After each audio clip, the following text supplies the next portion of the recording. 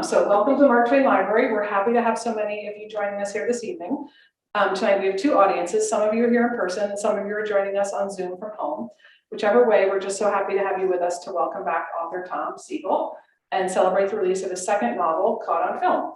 Tom was with us in 2019 when he debuted his first novel, An Astronaut's Son, here at the library. Before writing novels, Tom Seigel has served as both Deputy Chief and Chief of the Justice Department's Brooklyn Organized Crime Strike Force, prosecuting members and associates of La Cosa Nostra. After 20 years as a litigator, Tom earned an MFA in fiction writing. His debut novel, The Astronaut's Son, Woodhall Press 2018, won a medal in 2018, the Foreword Reviews Indies Book of the Year, and was a finalist for the 2019 Connecticut Book of the Year. Tonight, we're excited to learn more about his second thriller, Caught on Film. Before we begin our evening, I'd like to thank our in-person audience for following the library's recommendation that masks be worn while attending in-person programs. We're thrilled to see you here in the library, and we'll be having more and more programs in person, but also hybrid. So they're not required, but recommended. And there are some masks over here if you need one. For those of you on Zoom, if you're a vital part of our program and we do want to hear from you, please feel free to type your questions and comments in the Q&A function at any time. The Q&A function is in the menu bar at the bottom of your screen. We're recording tonight's program, so you can look for it in about a week on the Mark Twain Library's YouTube channel. If your friends and neighbors could not join us tonight, please let them know or forward them the link when it's there. So we'll turn things over to Tom now. Thank you. It's such a pleasure to have you with us. And thank you. Thanks to everyone for coming out tonight on a night that is not great weather, and for everyone watching at home as well. I appreciate your attendance, whether it's virtual or in person. It's good to be here again in the Mark Twain Library. I'd like to thank everyone here who helped put this together and invited me to come back. We had a great time when we were here. I guess it's been about 3 years for The Astronaut's Son. And I'm so happy to be reading here. I've lived in the area in Leicester for the last 15 years, so it feels close to home. It is close to home. And it's also happy to be a place with Mark Twain, who's on the front here, who's a fellow Missourian like myself. He's born in Florida, Missouri. I was born in St. Louis. So it's always good to represent the show me state. So this book is called Caught on Film. It is not in any way connected to my first book. I started working on it right when I was finishing my MFA at Fairfield University, which was at summer of 2015. And about 4 years later or so, I finished it for the most part. My editor, Chris Matt, is here from Woodhall Press. He was my editor on the first book. I appreciate his help in getting it to the final stage. Couldn't have done it without it. I don't think I have to tell you too much about the book before we get going, because I'm going to read from the beginning. So you'll be able to follow along just like anyone else would be starting the book. Just a couple things, just to give you a little bit of context for the book. It is about an actor who very much wants to play Holden Caulfield from the famous book, The Catcher in the Rye. And it takes place in 2015, between September and then February of 2016. And we follow his efforts to try to make it into a movie, despite the fact that J.D. Salinger, both while he was alive and after he passed away in 2010, had an absolute prohibition against it ever becoming a movie. And that survives today in the form of literary trust. And so the actor, his name is Brandon Newman, doesn't really want to take no for an answer, despite what his lawyers tell him. So the book follows him as he tries to come up with ways, perhaps illicit ways, to circumvent the prohibitions under the law and the discoveries he makes and the self-discovery along the way.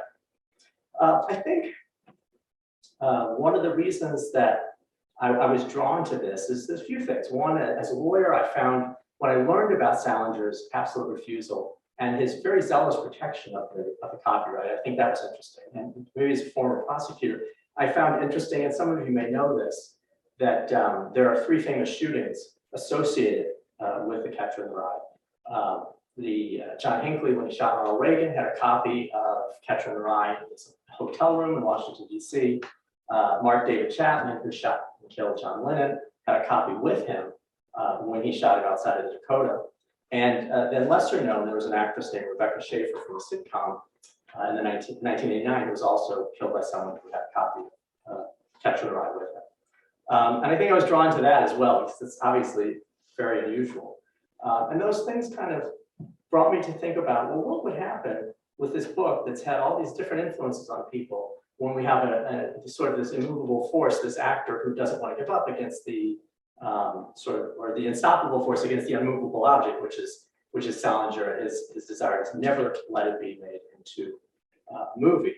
And of course, we have the issue of time because this actor is about to turn 25, almost too old to play a 16-year-old in Hollywood. So I think that's probably enough to get started. There's a lot of dialogue, and it's going to be the first chapter and some of the second. So I'm not an actor. I'm going to be doing my best on the voices. If Brandon is from Oklahoma originally, I'll be doing my best. If you are from Oklahoma, probably not going to get it right, but hopefully it's enough to distinguish between the characters. Okay, so September 2015. You mentioned the Titanic, didn't you? Don't tell me you forgot.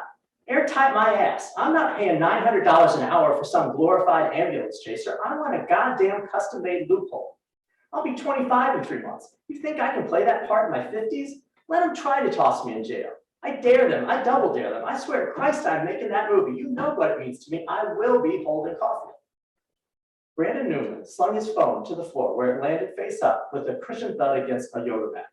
Its wallpaper flashed a paparazzi shot from the red carpet of the Golden Globes. Brandon, spray-tanned in tuxedo, frozen in a gunfight pose with Harrison Ford. He yanked a 5-pound kettlebell from a weight rack and smashed the glowing screen until it shattered and went dark. When did you stop? When it hit the floor. Just beyond the scatter of shards, Luis Valladolid sat on an exercise bike, resting a professional-grade video camera on his lap. A muted Yankee game played on a wall-mounted flat screen. Above the penthouse's gym glass ceiling, 2 enormous ceramic falcons standing watch against marauding pigeons cast long late-day shadows toward the East River. Brandon slammed the kettlebell back to the rack and stepped over the fallout zone to snatch a caffeinated energy drink from the mini fridge. Did you at least get the money shot the way I popped the heavy bag when I said loophole? And a mirrored wall, he checked the flush in his cheeks. I was perfect. He toweled his head, spiking his sweaty blonde hair. I bet you missed it. You should have set up on my terrace through the door frame, I said. Twice I said that. Sure, Brando, you told me. But the street noise, the shadows. What are you talking about? I'm sky high, 23rd floor. Nobody ever's. They don't listen to me. What the hell does USC stand for? University of Shitty Cinematography? Brandon bugged out his eyes and tossed the oversized can to the trash after 2 sips. Maybe I should have picked some pube-faced hipster from NYU instead. He ripped off a drenched Kawasaki t-shirt and flexed to inspect the reflection of his lean biceps. The fading track marks were barely visible. You know I'm going to make you famous. Luis, bird-boned and man-bummed, with feral eyes like Lin-Manuel Miranda, slid off the bike and reached for a dish of shelled pistachios next to a silver tray of chilled face towels. I might have something to do with that, Brand.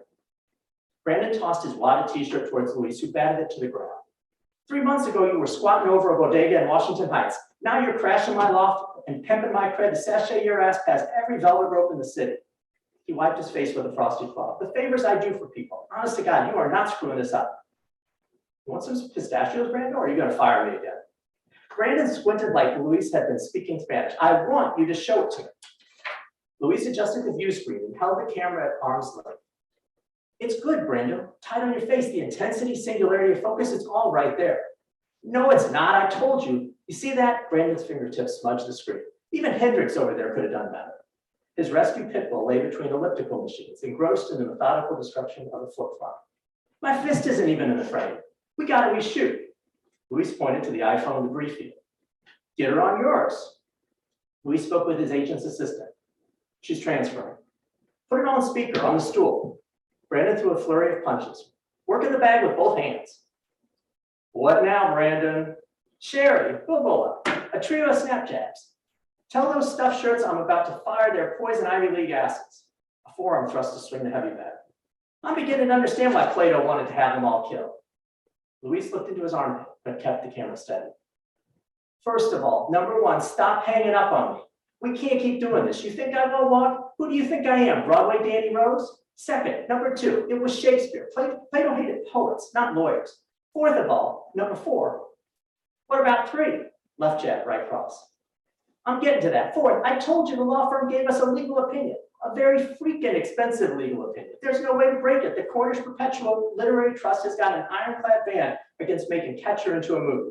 The CPLT and its briefcase brigade would slap an infringement injunction on us before you could say Palme d'Or.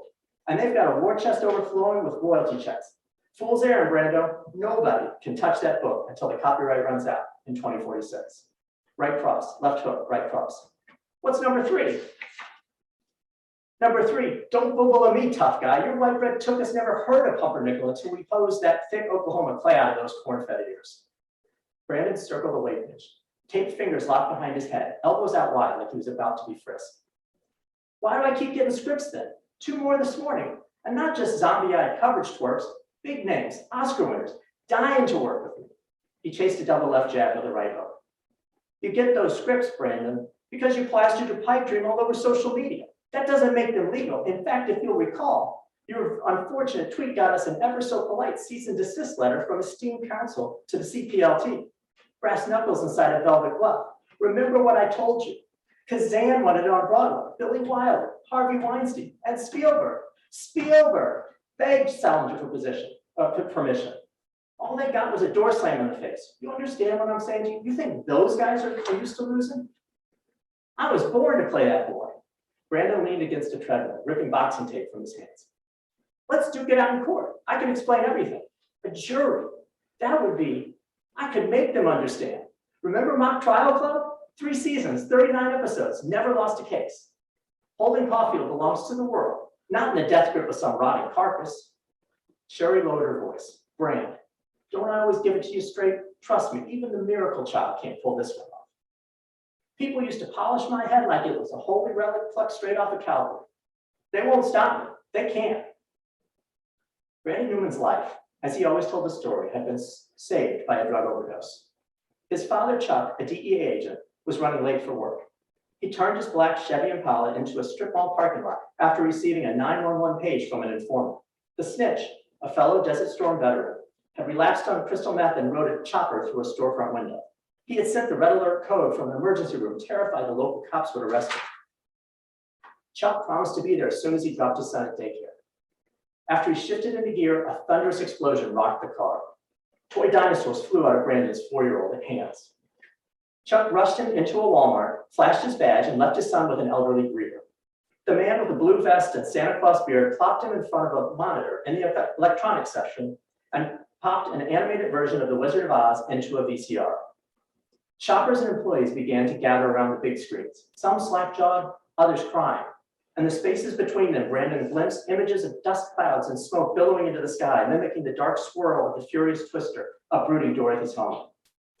The DEA regional office had been in the Alfred P. Murrah Federal Building in Oklahoma City. A few of Chuck's coworkers and all of Brandon's playmates from the Federal Daycare Center were dead, victims of the worst incident of domestic terrorism in American history. On April 19, 1995, Brandon Newman had become a miracle. Brando, are you even listening? We got copyright laws for a reason. Do you know how much we lose on all those black market copies of Zombie Brigade? If anybody could get permission, you're the only one, no question. Eastwood cheekbones, Presley sneer, Fisher Island blue eyes, total package, but Salinger sealed up that book's fate inside of his coffin. No, it's worse than that, inside of a 2-ton Egyptian sarcophagus. Forget it. Finish the Megiddo Island reshoots and take some time off. Brandon swished the balled up tape from across the room, his follow-through frozen like a long neck crane.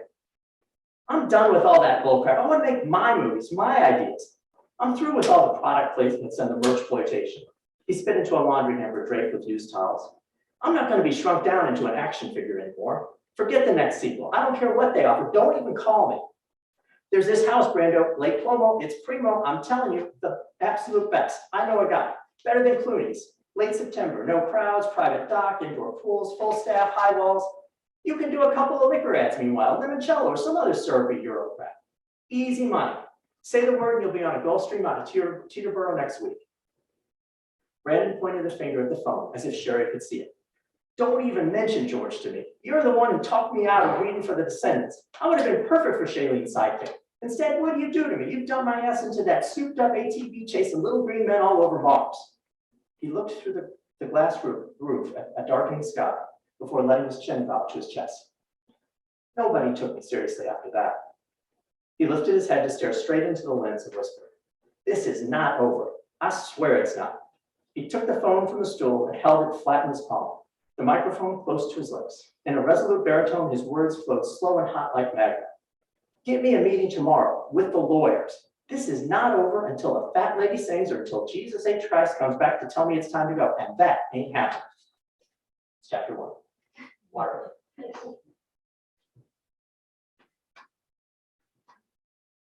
So chapter 2, we are in the law firm's office. Okay. Brandon stepped off the elevator and into the law firm's reception area. He wore a three-piece charcoal gray suit, vermilion tie, and matching pocket square. Fighting fire with fire, he had told Louise, who trailed him in ripped jeans and a Barca jersey. The quiet, airy space looked like a modern art gallery or an ultra-chic spa. Immaculate, curated, shiny surfaces everywhere. High sheen hardwood planks, black lacquer cabinets with gleaming brass hardware, muted recessed lighting. Soothing silk paintings, waterbirds with toothpick legs, foggy mountain peaks, empty canoes on still waters, hung on a backdrop of beige linen white wallpaper. Squat African statues perched on an array of white marble pedestals. "Don't buy into any of this antiseptic feng shui BS." He waved his arm around like a game show model. "Spoils a blood sport."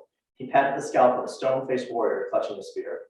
The firm's office manager, a middle-aged woman with a bushel of brittle, bottle black hair and a droopy navy pantsuit, met them at the receptionist desk. She appeared dismayed by the camera, but forced a smile. Is this gentleman with you, Mr. Newman?" "I'm filming a documentary about my movie." "I see," she said, despite a blank stare. "The Catcher in the Rye, you know, Holden Caulfield." Her eyes brightened. "Yes, the one who shot Ronald Reagan, I recall that." Brandon sucked in his cheeks like he'd eaten a sour ball and drew his words out like a copacetic stoner. "Yeah, you nailed it, all right. There's the one." Two girls leaning over the back of a white leather couch burst at the deadpan remark. "What's so funny, ladies?" The pair, 15 at most, snapped around, burrowing their faces into the safety of their smartphones. Brandon approached, pouncing on an opposing wingback. "You two must be in some deep shit to need this kind of firepower." The girls looked at each other wide-eyed, their faces contorted in failed efforts to suppress nervous laughter. "Seriously, I'm playing it until you let me in on all the big yucks." The office manager hovered over Brandon, holding open hands at her waist, apparently unable to determine the next move. Louise stood behind the girls, using their heads to frame Brandon's face. The freckle-faced girl sat up taller and rolled pressed lips in and out, as if to reset and purge the giggles. Holden Caulfield was all talk. He never shot anybody. John Hinckley shot Reagan in 1981. The police found a copy of The Catcher in the Rye in his hotel room. Mark David Chapman had a copy in his pocket when he killed John Lennon. He even started reading from it as soon as he dropped the gun. As she spoke, her thin lips revealed a mouthful of metal. Her straight strawberry blonde hair tickled the back of a sleeveless lime green dress. Brandon pulled a silver-soaked cigarette case from his jacket and a lighter from his pants pocket. Louise made a slow semicircle around the scene. The office manager tapped Brandon's shoulder. "I'm very sorry, Mr. Newman. There's absolutely no smoking in the building. City ordinances." "Sure thing, Chief." He lit a cigarette and jabbed it at the girl. "You don't sound like a juvenile delinquent. What's your name?" "Alda." "My father's your lawyer, Douglas Blackburn. This is my friend Charlotte." Her companion, possibly Korean, short copper-colored hair, black and white polka dotted jumper, dug an elbow into her thigh and smashed a palm in her face. She wouldn't raise her head to meet Brandon's eyes, remaining hunched over as if she wanted to slip down between the cushions. "What are you two doing here, really?" "Prep school start late. We're roommates. Dad said we could come as long as we didn't bother you." Brandon blew smoke at the ceiling. "Well, that time went to hell." The office manager fanned with convulsing arms, warning the imminent arrival of the authorities as if making a statement for the record. "Please don't tell my father." She tilted her head toward Louise. "He wouldn't approve." Brandon snapped a dismissive hand, flicking ash into a dish of peppermint candies. "You've read it?" "Catcher 3 times. "But you're just a kid." "No, I'm not." She glanced at the camera as if surprised by the height of her voice. "I mean, I'm a junior. I skipped 6th grade. My mom teaches literary theory at Columbia." Alda tapped her foot as she spoke, jangling a tennis racket charm along a silver anklet chain. "He's not crazy, you know." "Your dad? I know, just obscenely expensive." "No, not him. Holden. He was traumatized. He was trying to heal. Hinckley didn't understand that. None of them did. Brandon snuffed out his cigarette on the September cover of The Atlantic, right between the eyes of the shriveling Henry Kissinger. Exactly, that's what I've been saying all along, his voice softened. They never got it that he hadn't given up. Totally, Alva said. The office manager cleared her throat. The attorneys are waiting in the conference room, Mr. Newman. Without moving his head, Brandon raised an index finger in response. You're what Grandma Ruthie would call back row smart, aren't you, Alva? She shrugged. I get good grades if that's what you mean. No, Granny taught 5th grade in McKinley Elementary in Norman 40 years, said the front row never coughed up anything but pure textbook, chapter and verse. The back row brain, she said, always had something more interesting to say. Charlotte, her head still down, gripped Alva's wrist and whispered, that's totally you. Thanks, Alva said. I hope you get to make your movie. Your old man says it'll never happen. Brandon sat up and checked the time. You think somehow you'll figure it out. Right on. He punched a defiant fist in the air. Keep the faith, back row. He stood and swept a hand forward, asking the relieved office manager to lead the way. I've got some other ideas, if you're interested. About Holden, I mean. On the clock with Pops. Why don't you text me later? He offered his new phone. All his eyes fixed on the device as if it might explode. Go ahead, take it. She typed a number. A muffled 2-note chime from her purse confirmed the connection. Promise you won't sell that to TMZ? Alden clutched the bag against her stomach. I promise. Brandon winked at the office manager, turned to Luis, and pretended to slit his own throat. Long-haired lawyers and judges stared at each other from the walls of the conference room. A retractable whiteboard hung at the far end of a banquet-sized mahogany table. A firm employee in an unconstructed green jacket and soft-soled shoes rolled in a cart loaded with pastries and hot drinks. Douglas Blackburn, early 50s, round pasty face, light gray herringbone suit, tortoiseshell glasses, and a Dartmouth class ring, extended his hand. So glad you could make it today. This is my associate, Ernest Wong. A young man in a boxy navy pinstripe stood 2 steps behind. Brandon offered a bro shake followed by a fist pound finish. Superheroes Underseas is like my favorite movie. I saw it 3 times opening weekend. Your superpowers and the effects, they were. Brandon shot out stiff, splayed fingers like an angry sorcerer. Yeah, I wish to hell I could have used those radioactive hands to vaporize the critics. I warned Ernest, be ready for anything with this guy. He's no reinsurance actuary here to talk about misstated loss ratios. Douglas elbowed his apprentice, apparently to trigger a synchronized laugh at the unfathomable inside joke. In all seriousness, we're genuinely pleased to have the opportunity to flesh out the opinion we provided to Ms. Michigan. Brandon grabbed a bottle of sparkling water from the cart and sat at the head of the table. You want to see the dailies? Louisa remained in the doorway. I'm sorry, Brandon, your cameraman cannot be in our meeting. Aside from any filming being against firm policy, and your little mens rea documentary being a very bad idea, legally speaking, having anyone else in our meetings is not in your best interest. Our conversations are protected by the attorney-client privilege, secret.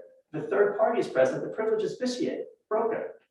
In that case, any of us could be testified one day as to what we said. You never want to be in that position, trust me. Brandon told Luis to leave the driver and take the subway. Once the door closed, he sprawled his arms on the table and lolled his head against his shoulder. All I want to do is to sit down with the trustees. Can't we at least do that? He sighed. No lawyers, if I can only explain. Douglas leaned forward, mouth half open as if about to speak. Brandon held up a hand to muzzle him. I want to tell them about me, about why, about what I've been through. He jumped to his feet and buttoned his jacket. His voice crescendoed as he paced. They would listen. I could make them see it.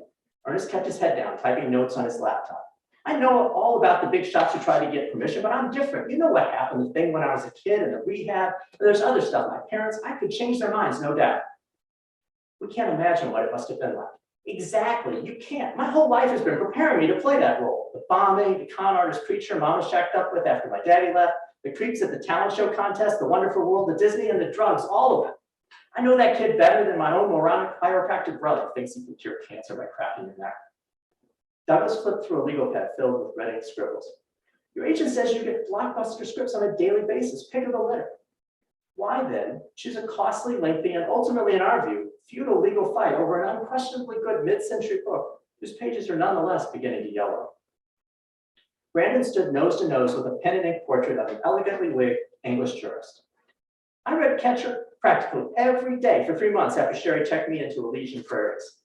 He continued to speak to the richly robed judge as if no one else were present. Holden calls BS on all the fakers. He stroked his hair with both hands, pretending to try on a powdered wig. You think I don't know what that's like? Televangelists, studio execs, the kiss-ass entourages. If he could have been right next to him so many times, I swear to God, we wouldn't have had to say a peep. Just looked at each other and laughed our asses off. And especially about what my mama turned into. He wouldn't have been fooled by none of her Holy Ghost smoke screens for a New York nanosecond. Holden saw through it all, faster than X-ray vision for that. And he nailed it about Hollywood. That's right what it does to you.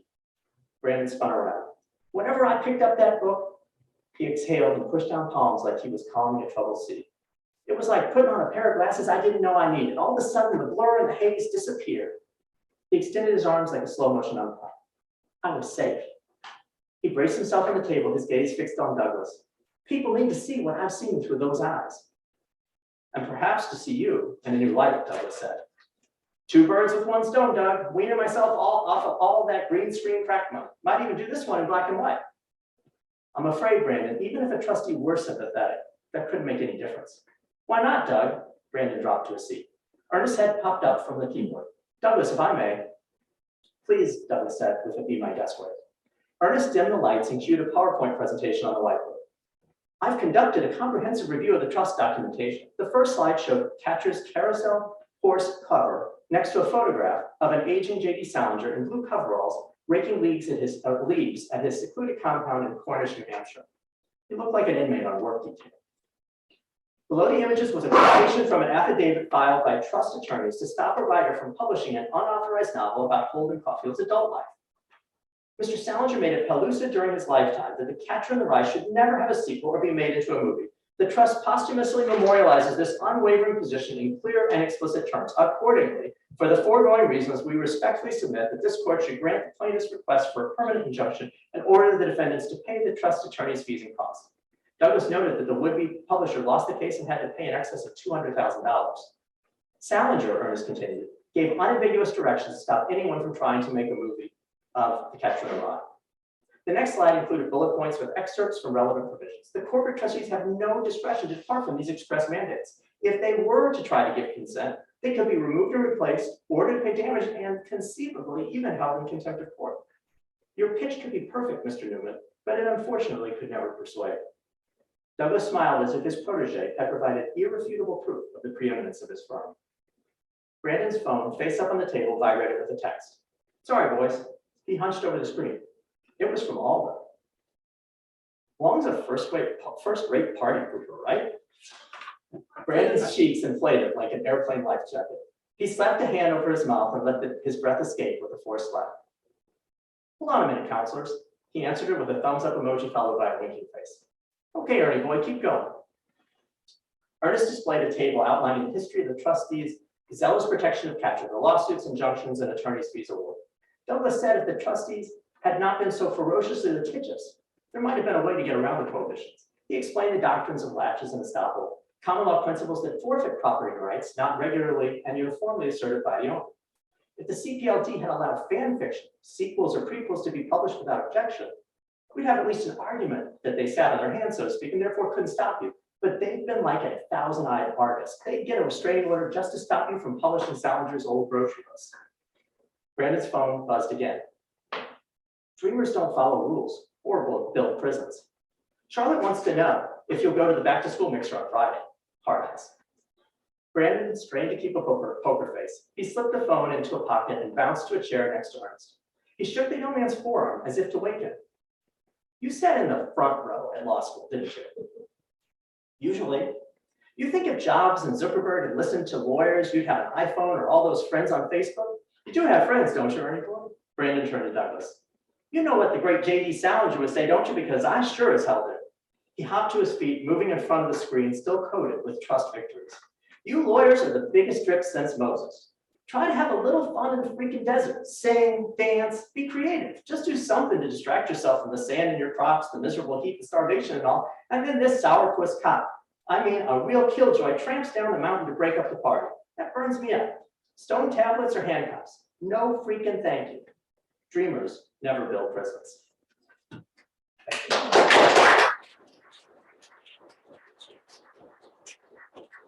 Thanks very much. Thanks for indulging me for that. It's, like I said, I got about halfway through the second chapter. So any questions about the book, Go ahead, Kate. Yes. So have you heard from CPLT? No. Well, so there is no CPLT. There is the Salinger Literary Trust. That's a real thing. I thought it better in a fictional work, and this is for the camera, completely fictional work. That I created differently. And so, no, I haven't heard from them. And I hope that I do now. Less about the book and more about the process. Yes. And that you described starting this as you were wrapping your MFA 7 years ago, and then there was an intervening book, and so what's the story? Sure. Yeah. No. So to be completely honest, I think one of the reasons I did this also is because, unlike most of us, I did not read the book in high school. So I didn't read it until I was an adult. And I read a lot. I was an English major, but I just never read Catcher in the Rye. So I read it in my writing program, and I think it was a good time to read it for me, and that I really appreciate the Salinger's talent and craft. And then also, of course, I was already a lawyer, so that when I did a little more reading about him and his process and what he did with the book, I was very fascinated by it. And the only other thing that I did sort of tie it is interesting to me. I don't know exactly where this comes from, but in my first book, the Astronaut Son, the main character is a bit obsessed with Neil Armstrong. And it occurred to me at some point that Armstrong was this very famous person who sort of eschewed the fame and fortune he could have made and lived more or less a sequestered life, reclusive. And Salinger did the same thing. He could have capitalized on his fame and fortune much more than he did. He did live a very reclusive life in Cornish. And so I don't know what to make of that. Maybe somebody can come up with a theory. But anyway, as far as writing, I did a lot of reading of, I read his work, his short stories and things to get a real sense of his work. And I read biographies and some of the legal cases that were actually brought by him to prevent unauthorized use of his work. And then I just started, I came up with this idea of, which is always good for anyone who'll teach in a writing class, conflict is very important. And so what do you do? And also if there's a timer involved in the conflict. So what do you do when somebody really wants to make this book into a movie, the person's running out of time, but there seems to be no way to do it. And this person doesn't want to give up. So what happens is he goes towards an illicit path, and that's where he gets involved with a mobster, which happens a few chapters from where I stopped, to see if there are illicit ways to make this movie. And it's sort of, Brandon is convinced that if he just gets it going, if he gets it done, that by the time he's done, he'll have the ball's rolling in the right direction downhill, and they won't stop him. So he has a lot of faith in inertia in that book. Any other questions? You can get to ask. Ask me any question. So dialogue seemed to play a really Yeah. important role in the book, and one of the things that I have to imagine is really difficult to do is to get the 25-year-old dialogue of a really entitled actor. Like how do you put yourself in those places that you wouldn't normally imagine those people, those characters? Like how do you do that? Yeah, well, I mean, it is a challenge, right? Because I'm obviously not 25 anymore. Although the biceps, who knows, right? Right. You try, and that's part of the rewriting process. It's a lot, it'll happen sometimes that your characters will sound the same, and that's when it's good to have other people read it for you and say, this sounds too much like the other person. They're different people. Why are they talking the same? And that's, so through the rewriting process, a lot of the times, it helps. For example, I had a fairly young person in his 20s who's an actor read it for me and give his feedback. And he gave some comments with regard to, well, the young person really wouldn't say it that way. And that's really helpful. And then you try to imagine as much as possible. And the other thing that I think you get away with a little bit is that someone like Brandon, who was a child star, they live such a unique life that they may not have exactly the same method of speech or way of speech as a normal teenager growing up in middle America or anywhere, because they're around adults a lot throughout their life in unique circumstances. So I think that allows me to give them maybe a bit of a distinct voice that isn't exactly your typical 25-year-old, but still young, hopefully. But it's a challenge. Any other questions? Okay, I just want to say I thought it was wonderful your reading. Thanks. And I think the idea is brilliant. And I do wonder, even though you said you don't hear from the Salinger or had trust, that if you had an offer from somebody to make a movie out of your book, Yeah. would that be something that you think could get past the Salinger? Yeah, I mean, look, I mean, obviously, I considered the legal issues, and I actually consulted with a copyright attorney who vetted the book for me. And I'm pretty comfortable that this is in a safe area. That doesn't, there are no characters from the book. It's clearly not in any way a continuation of the book. So I think it would be safe. I mean, they may not love it. Maybe they would. It might cause people to buy more copies. I hope it does. I'm all in favor of that. But I think it's safe. I mean, it is interesting. I mean, it's one of the interesting things that if you read, one of the great things about Salinger's writing is it feels very cinematic. I mean, if you read some of his short stories, you feel like you're in the room. You can almost feel like what the air feels like in the room when people are talking and catching the vibe, which is one of the really attractive things about his writing. And it would make a great movie. It's true, by the way. I mean, that all those people, Kazan, Wilder, Weinstein, and Spielberg, all tried to get it. And I'm sure Salinger would have made a lot of money if he would have agreed, but he never wanted it to be done. But it's ironic that his work is, to me, very cinematic. And so I think, you know, I love dialogue. I like the dialogue of his writing. So I wanted it to be a part of this book as well. And of course, it has a lot of movie references and feels, I hope, you know, very connected to the movies. So I think it would, yeah, I think it would work.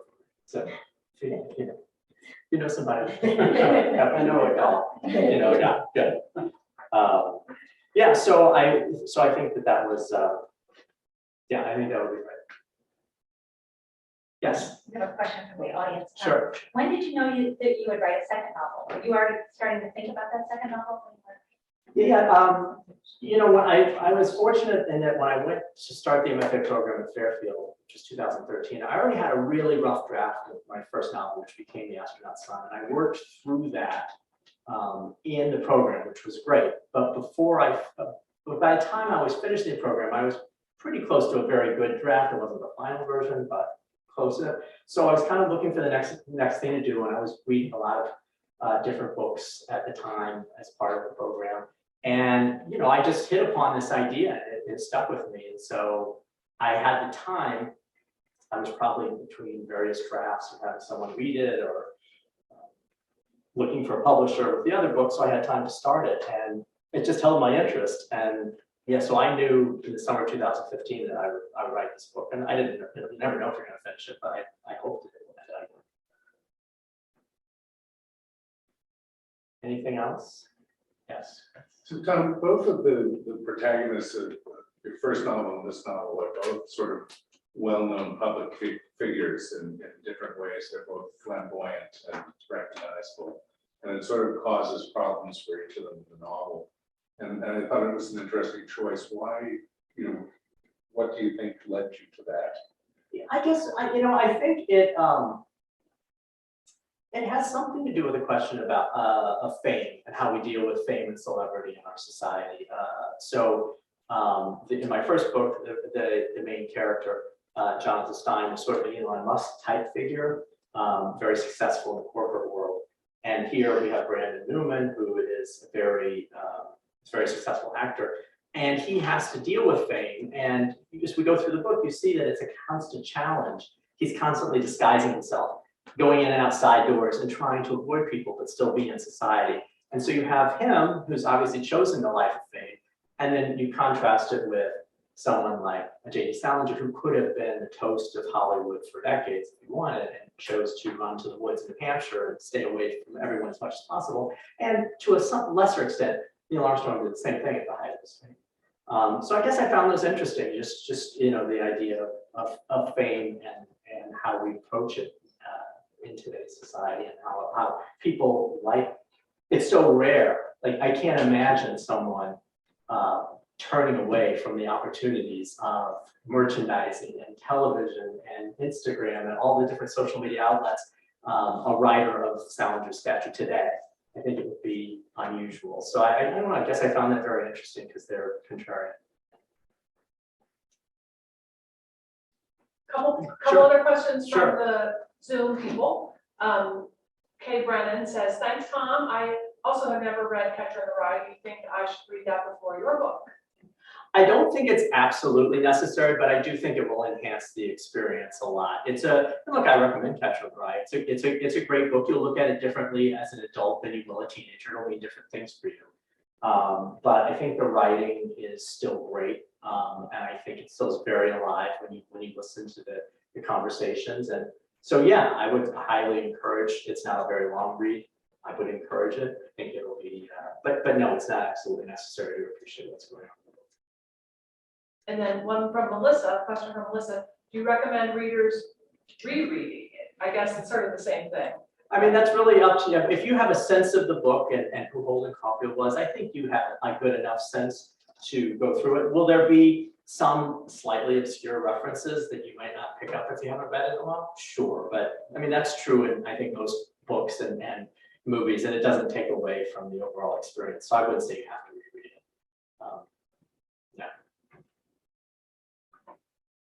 One more. Sure, of course.